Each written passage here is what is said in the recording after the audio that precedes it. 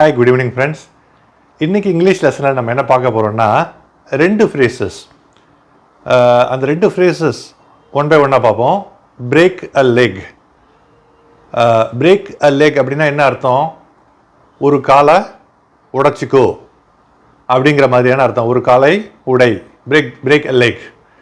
ஆனால் இது ஆங்கில சென்டென்ஸில் யூஸ் பண்ணுறப்போ கம்ப்ளீட்லி டிஃப்ரெண்ட்டான ஒரு மீனிங் நமக்கு கிடைக்கிது.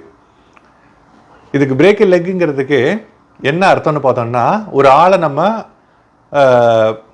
கங்க்ராச்சுலேட் பண்ணுற மாதிரி, பெஸ்ட் விஷஸ் சொல்கிற மாதிரி, குட் லக். ஒரு விஷயத்தை அவர் செய்ய போகிறாரு, எக்ஸாம் எழுத போகிறாரு, அல்லது இன்டர்வியூ அட்டன் பண்ண போகிறாரு, அல்லது ஏதோ ஒரு ஸ்டேஜ் பெர்ஃபார்மன்ஸ் பண்ண போகிறாரு. அவர் பண்ண போகிறப்போ வாழ்த்துக்கள், குட் லக், நல்லா பண்ணு அப்படின்னு சொல்லலாம்ல. அப்போ பிரேக் எ லெக் அப்படின்னு சொல்லலாம். உதாரணத்துக்கு 2-3 வார்த்தைகள் நான் சொல்கிறேன் பாருங்க. I hope you would break a leg in your job interview tomorrow. அதே மாதிரி you are going to attend a stage performance tomorrow. I am sure that you would XL in that.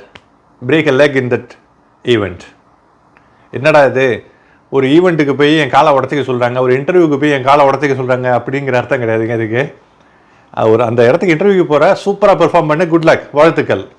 ஒரு ஸ்டேஜ் பெர்ஃபார்மன்ஸுக்கு போகிற, சூப்பராக போய் நல்லா அற்புதமாக நல்லா perform பண்ண, வாழ்த்துக்கள். அந்த மாதிரியான மீனிங் தான் இதுக்கு, பிரேக் அ லெக். அதே மாதிரி இன்னொரு வார்த்தை இருக்குது. அது என்னென்னா, byte the bullet. Byte the bullet அப்படின்னா என்ன லிட்டரல் மீனிங்கு? லிட்டரலாக நமக்கு ஒரு புல்லட்னா என்ன? ஒரு துப்பாக்கி ரவை அல்லது புல்லட்டுங்கிறது ஒரு ஹார்டான ஒரு சப்ஸ்டன்ஸ், ஒரு மெட்டல். பைட் த புல்லட்னா அந்த ஒரு ஹார்டான சப்ஸ்டன்ஸை நம்ம கடிக்கணும். அப்படி தான் ஒரு லிட்டரல் மீனிங், ஒரிஜினல் அர்த்தம். ஆனால் ஆக்சுவல் அர்த்தம் ஒரு ஆங்கில வார்த்தையில் யூஸ் பண்ணுறப்போ அது கிடையாது. ஓகேங்களா? கஷ்டமான ஒரு விஷயத்த எப்படியா இருந்தாலும் நம்ம பண்ணி தான் ஆகும்னு முடிவு பண்ணி பண்ணுறோம் அப்படிங்கிறது தான் பைட் த புல்லட் அப்படிங்கிறாங்க. ஓகேங்களா? எப்படி ஒரு புல்லட்டை கடிக்கிறது கஷ்டமாக இருக்குமோ, அதே மாதிரி இந்த கஷ்டத்தை அவங்க செய்ய முடிவு எடுத்துட்டாங்க அப்படின்னு அர்த்தம். உதாரணத்துக்கு நான் ஒரு 2 வார்த்தையை சொல்கிறேன்.